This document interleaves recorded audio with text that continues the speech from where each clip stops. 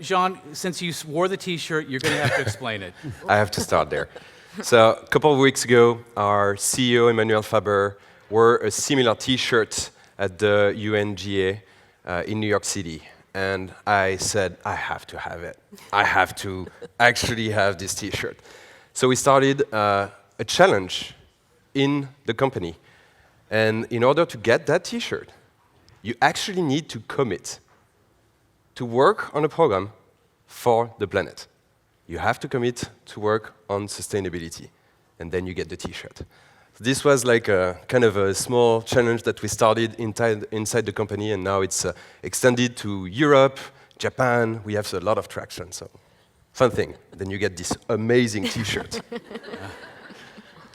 So we've got a very complicated subject that we're going to try to tackle in 40 minutes, less than 40 minutes. So just a little context. You know, we've got 4 representatives from 4 of the biggest companies in the world, and they're all working towards sustainable practices within the company. And I think we all sort of understand why companies do it. It's good business. We've also got administration that's not necessarily dedicated to these sustainable practices and have pulled out of climate accords. So we're going to talk to them about what they're doing and offer some gentle questions, maybe might be considered pushback on how some of this is actually happening. But a little context, like we're talking about, targets that, we were looking at by 2050 that we were supposed, by the end of this century, we're trying to keep the pre-industrial temperature to 2 degrees Celsius, right? And we're not even on track for that. It's looking like by 2050, it's going to be between 3 and 6 degrees Celsius. So we're already behind. And we're going to have more people, 2 billion more people on the planet by 2050, and we're going to have more energy needs. And so we've got a very big problem on how to look at sustainability and how do we feed people and how do we do it in a way that keeps these companies alive, which is part of what you want to do, and also keep our planet alive. So let's get into it. Mary Jane, let's talk to you first with General Mills.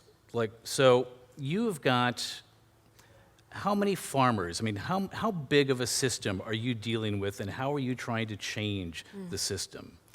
So at General Mills, we're a company that's been around for about 153 years, making brands like Cheerios, Haagen-Dazs ice cream, Nature Valley granola bars. And we are a company that depends completely on the health and well-being of Mother Nature in order to operate. If we can't get oats, if we can't get dairy, we don't have a company.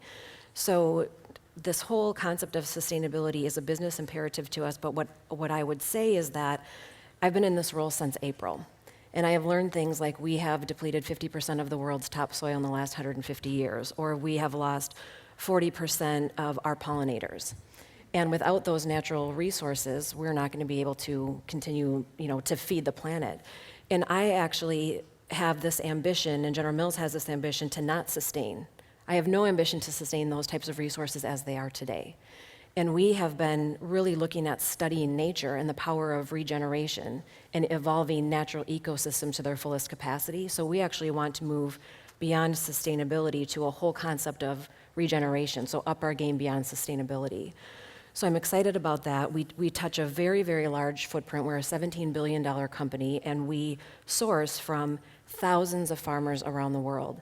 And one of the things that we've been doing is actually looking at how do we go beyond just partnering with suppliers directly to the farm to help them change the practices that they're implementing every day. So earlier this calendar year, the company made a commitment to advance regenerative agriculture practices across 1 million acres of farmland, which is pretty significant for us. That's about 25% of our North American supply chain. In the relative scheme of things, I know it's not big, but it's what we can do within our footprint and what we're touching today. And what we're hoping to get out of that is driving economic resilience for the farmer, improving biodiversity both within the soil and above the land, and then increasing soil health so we can improve water quality, so we can sequester carbon and have less greenhouse gas emissions, and return Mother Nature back to health and wellness.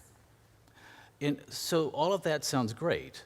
And yet you are dealing with farmers that you don't actually have any direct control over. Correct. And you actually have a middleman between you and the farmers. So what I was wondering is, like, how do you actually convince farmers to make these, to adopt these practices when A, they're more expensive, and B, they're already losing money. A lot of farmers are losing money, and there's farms closing, and it's a very difficult business. Yeah. And you, as a company, have to helping them decide, oh, you know what, all these inputs that the chemical companies are telling you that are going to increase your yields, how are you convincing them that that's not working and you need to change your entire system? Sure. So we're doing a couple of things. One, we are partnering directly with our suppliers. So you're right, we don't buy directly from farmers. We're buying from supply sheds. So farmers, for example, we buy from hundreds of oat farmers who are supplying an oat shed in North Dakota, Manitoba, and Saskatchewan.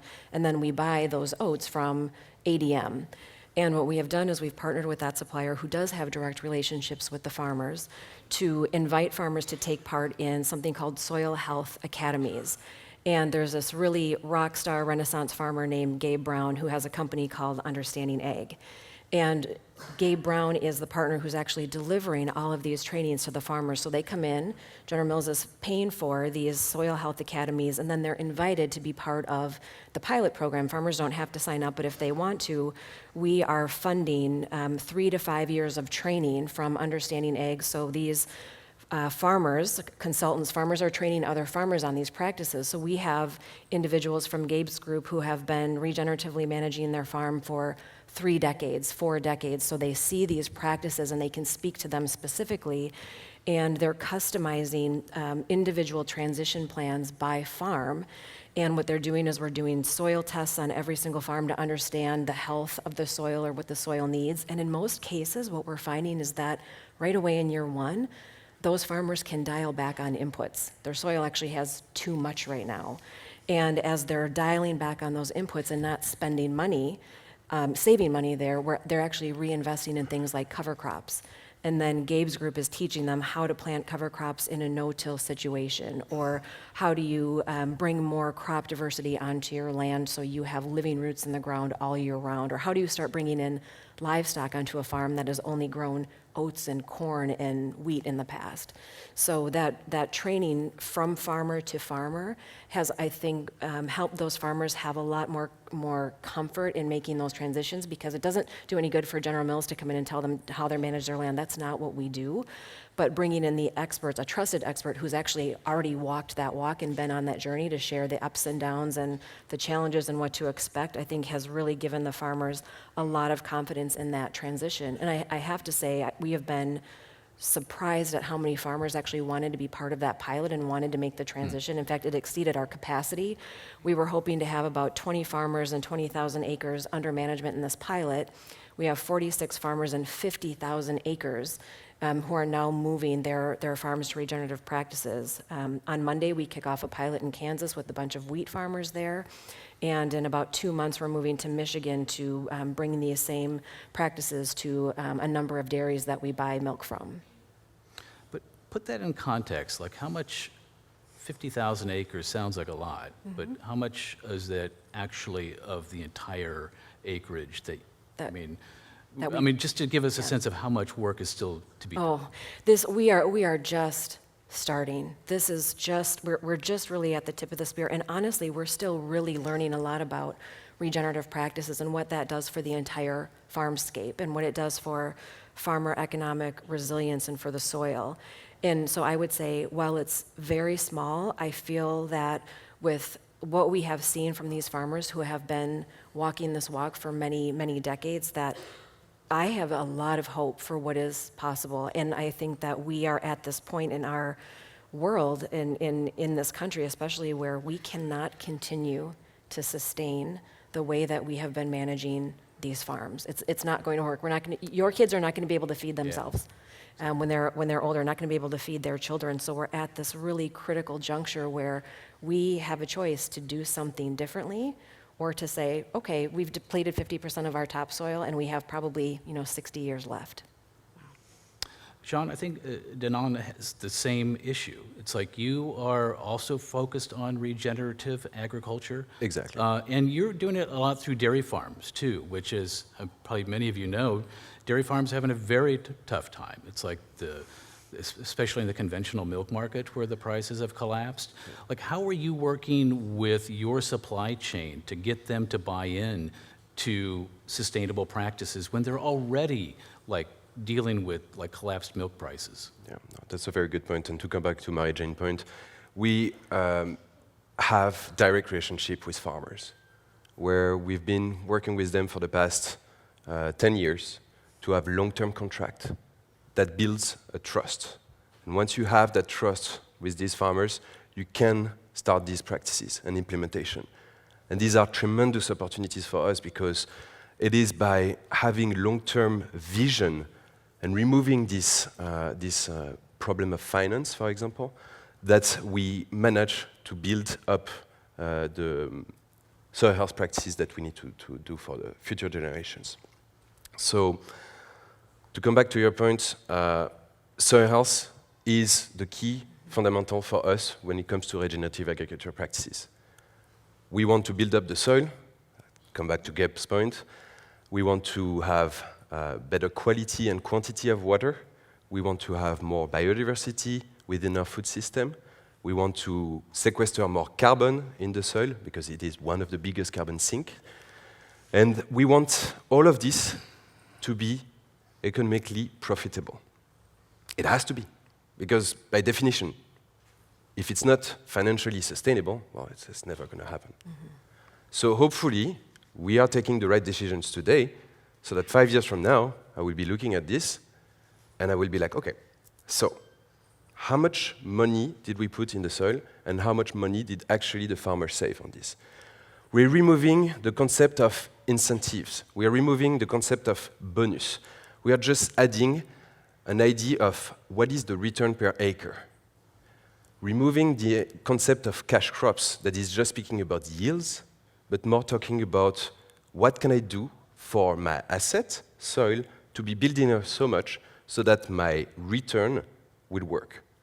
These are the practices that we are looking at within our community. And what are you using, like General Mills is obviously had some farmers help them to convince other farmers. Like, what is the practices that your company is using to convince farmers to change theirs? Same. We have in our, what we call the milk shed, so we have 3 regions, one in the west, one in the center, one in the east. We have what we call the ambassadors. So we have, in their region, with their soil type, with their kind of practices, an ambassador that has been doing these soil health practices, such as no-tilling or reduced tilling or cover cropping, for many years. And they are talking to their neighbors, to the similar farmers that are in the area, so that they will share practices that are impacting the same soil type, the same cash crop, the same kind of practices that they are doing in the past. So I'm curious with both your 2 practices and dealing with farmers and trying to get them to change. Like, you're not just dealing with farmers, you're dealing with chemical companies that have a vested interest in it. Like, the farmers must feel like they're being pushed and pulled 2 separate ways. How do you deal with this tension between chemical companies and what you are trying to get them to do? And either one of you can answer that question. I'll just start with, we come to the farms by saying one thing, and this is the first thing we say. We are not here to tell you how to farm. Mm-hmm. And it is very important, because it's not going to be a French guy coming to an American farmer and say like, hey, I'm going to tell you how to farm. No way. So what we do is basically, we work with universities, we work with third-party verifiers that are building long-term trust with these people. They are speaking to them. They are getting their information. They are spending time on the farm, including us. All of us, this full ecosystem, spend some time, builds the trust, and then we start working on short, mid, and long-term action plan to build up the soil, reduce your chemical usage, build up your water and biodiversity resilience. So we have Amy here too, and you're with Compass Group, and Compass is another very large company, and you have, I would say, a somewhat similar issue. It's that you go into other environments. You're not dealing with farmers, but you're dealing with businesses. You're dealing with all sorts of everything from universities to Google. Yes. And you go in and you feed people, and you're trying to find sustainable ways to do that. And yet the environments that you work in, they have to buy in as well. And I'm curious, how do you get, I mean, we'll talk about Google in a minute, but how do you get businesses to buy into, I know you've got a big food waste program. How do you get them to buy in, and what do they have to do to buy in? Excellent, great question. At Compass Group, just in the US, we serve 10 million meals a day. So we are guests in other people's homes, and we love it when we have fantastic partners like Michael, where we can do really transformative things together. But we also have pretty high expectations of all of our cafes and what we're buying and what we're purchasing. We have a very robust sustainability platform, and we pride ourselves on using our size to do good. So we're a company of first. So it was really exciting to hear the Coalition of Immokalee Workers brought up yesterday. And 10 years ago, Compass was the first in food to sign with them to ensure that they're getting paid a fair wage and that they're just getting basic human rights. We also were the first in seafood to get rid of fads when it came to tuna. Now it's just the norm. First with cage-free eggs for shell, it's been the norm. So we have just basic standards of what we want to be and what we want to stand for throughout all of our kitchens. In addition to that, though, we want to go further, and so we love when we can work with clients such as Michael, who really want to take it further. And I just want to touch 1 minute on the food waste piece. So again, we're a food company of absolutely incredible chefs, and you're never going to meet a chef that wants to waste food. And we're a food service company. We love food. We love feeding people. We're hearing a lot, though, about, how are we going to feed the population at 2050 when it's doubling? Well, 40% of food just in America just goes to waste. And Michael and I spent a lot of time dealing with this. And Compass said enough's enough. We're going to draw the line in the sand. So yes, we're part of the Sustainability Development Goals with the commitment to reduce by 2030, but we can't wait that long, to your point, Mary Jane. We got to act now. So we're well on our way to hit our commitment of reducing food waste by 25% by 2020. But we can't do this alone, and even us on this stage can't fight food waste alone. We need each and every one of you to help. So my ask, the call to action is go to stopfoodwasteday.com, take the pledge. There's simple tips, and if everybody just does a little change, it's going to add up to a lot. So tell your friends. It's the last Wednesday of April. It's April 29th, I believe, this year.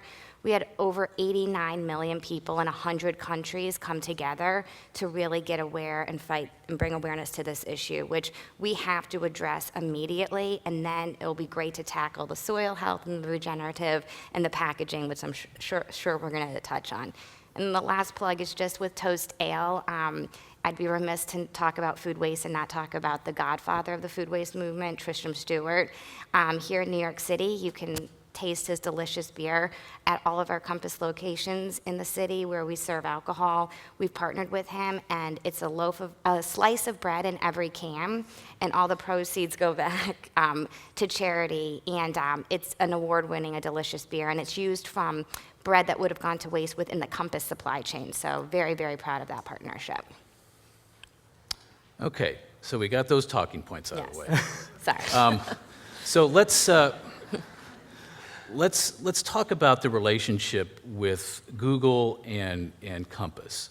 So you have chefs that are on Google, on Yes. Google's campus, and there is an initiative to do less food waste, to create less food waste.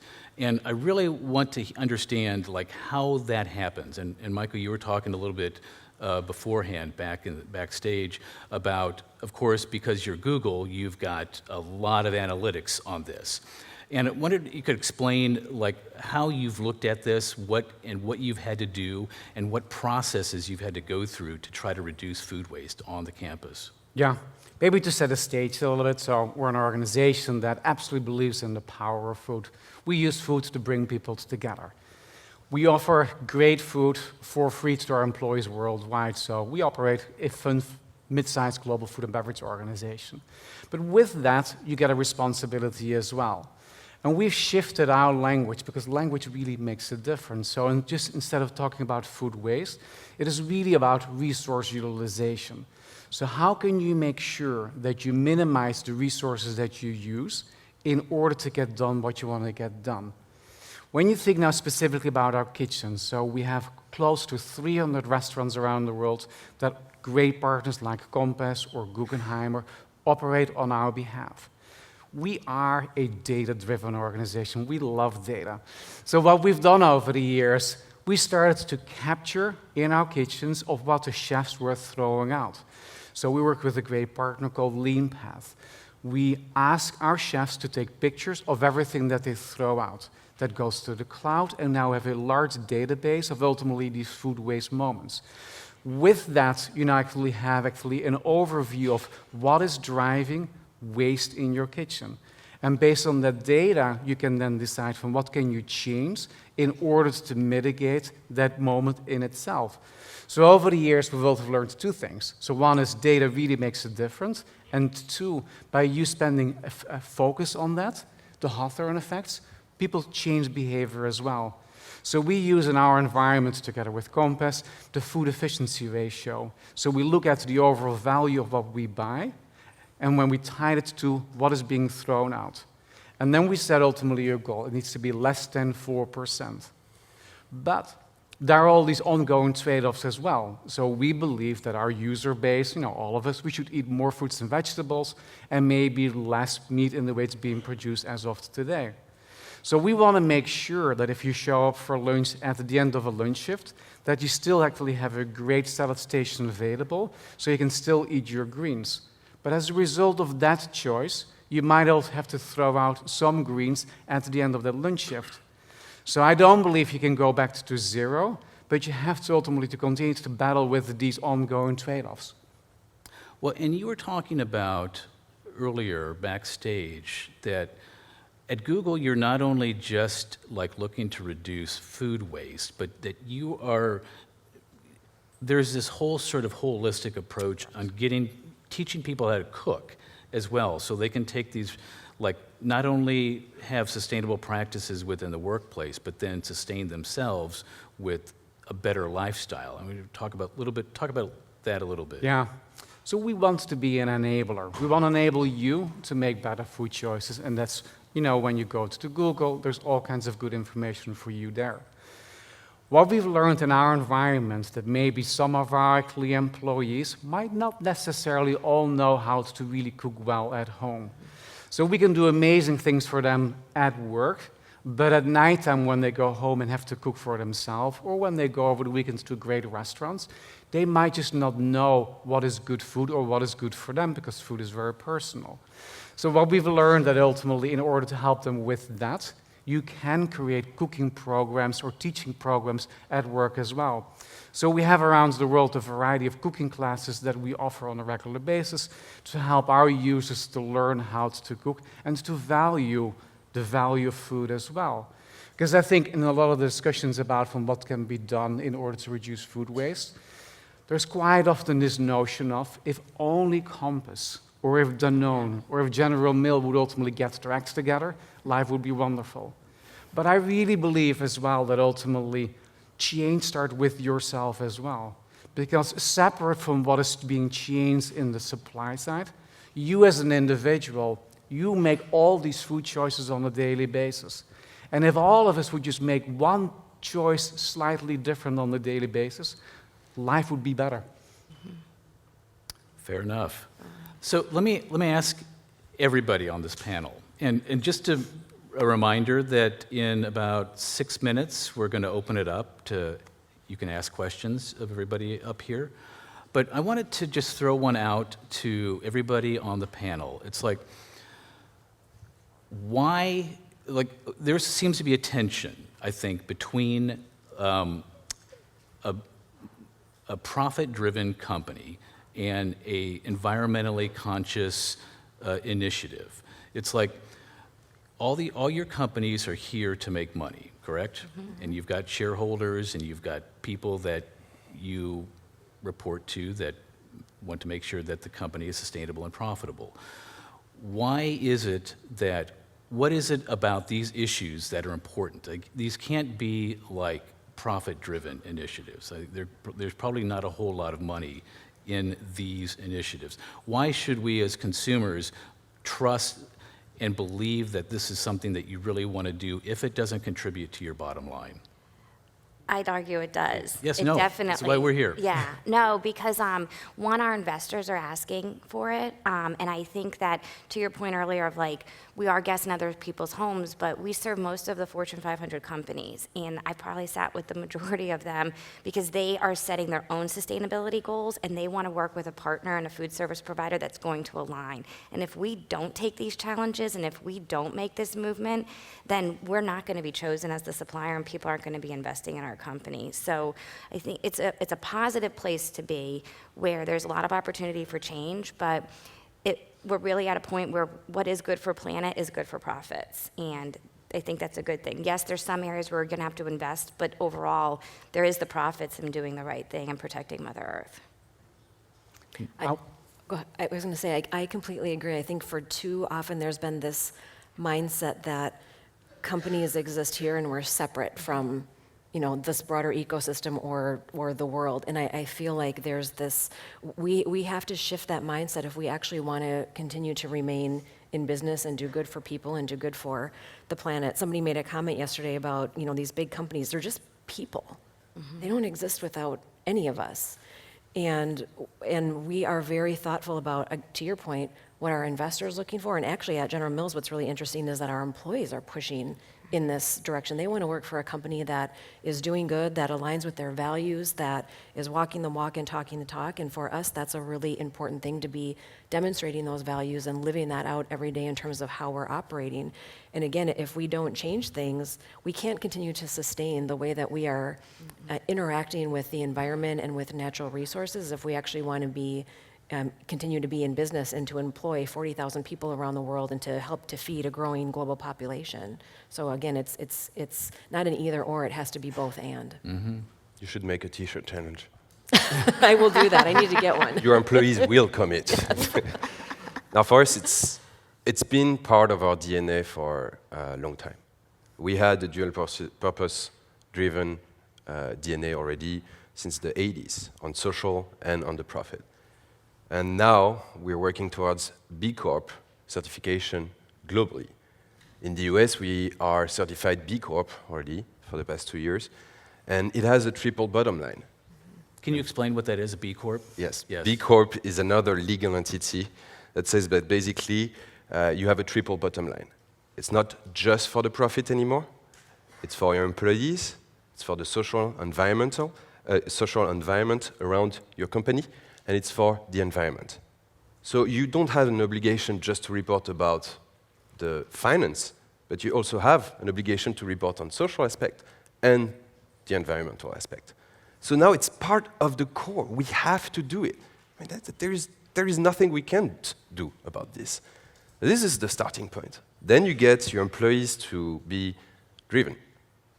Get a CEO that speaks at the United Nations General Assembly and speaks about biodiversity, launch a global coalition on One Planet Businesses for Biodiversity with 19 other companies, including Google. This is the kind of things that are driving us. And then once you empower your employees, well, you have a good way to go in front of you so that you can really build on sustainability and build on this. It's part of the business now. It has to be. I think from our perspective, so the first one is we've never been a traditional company and we don't want to become one, and we believe that we can make an impact and ultimately challenge that impact so many people. Maybe the last one, which absolutely struck me earlier over the summer, the Food and Land Use Coalition, which is a global collaboration of organizations, came out with the report, A Better Food Future. And what they articulated, that I think the economic value of the food system worldwide is about $10 trillion as of today.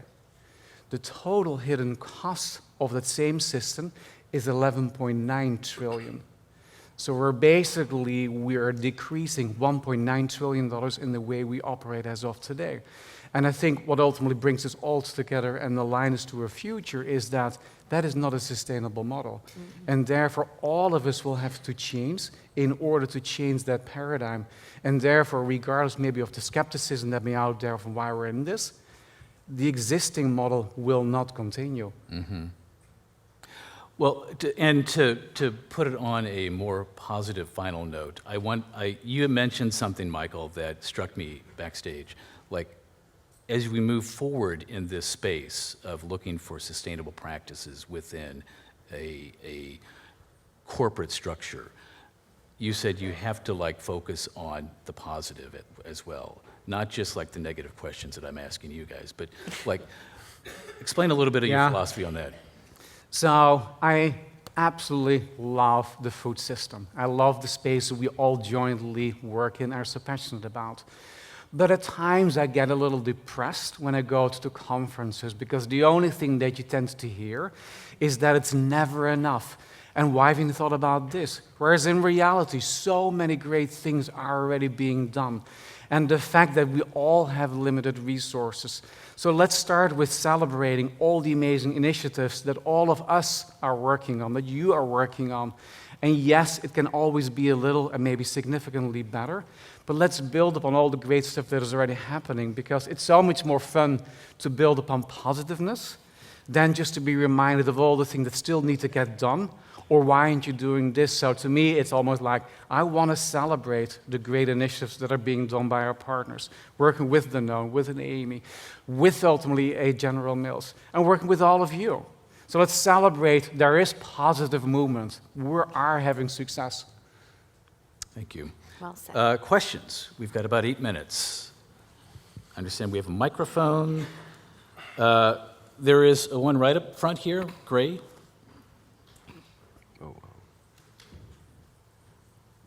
Hi, my name is Zania Morin. I'm from Rutgers University, and I do want to applaud everyone on the panel for all the work that's happening in your sector.